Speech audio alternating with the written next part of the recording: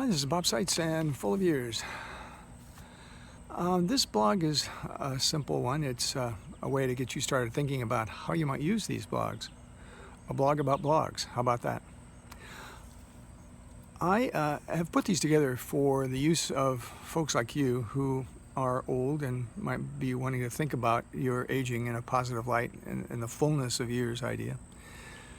But there are others of you who may be watching these videos or reading the blogs and thinking, what else could I do with them besides read them? I've given you some ideas in the written blog today, but I want you to consider your own creativity and thinking, what would happen if you had an adult ministry in your congregation or in your group, and you wanted to expand that out there so that people were doing more than just having support groups or sitting around and drinking coffee, that you wanted them to reflect spiritually or devotionally on what it meant to be old, and in a good way, to value their lives as ones of remaining service to God. So small groups, congregational newsletters, articles in local newspapers, study guides that you might put together, conversations that you might start, counseling sessions you might have with families who had older folks didn't know what to do, or counseling sessions or conversations you had with old people themselves who were afraid to talk with you about a certain subject. If you brought the subject up, and those subjects are in these blogs, believe me, maybe that would be a good way to start a ministry to and among old folks.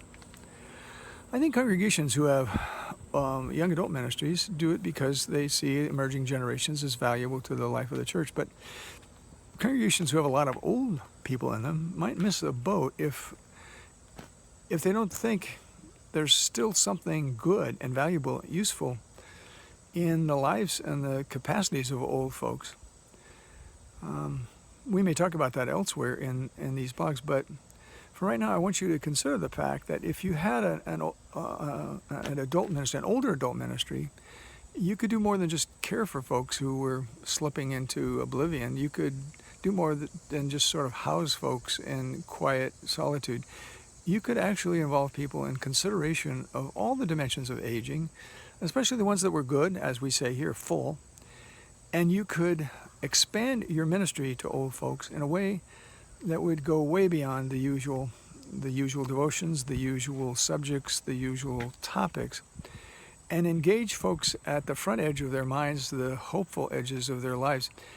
And these blogs might be helpful. I could be wrong. I have been many times in my life.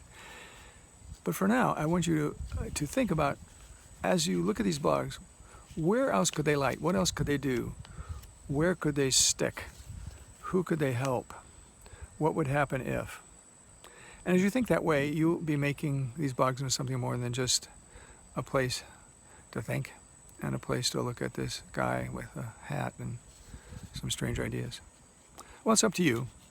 If you want to ask me more about some ideas, email me and I'll give you some more. For now, though, please use these blogs. That's why they're here, friend. God keep you.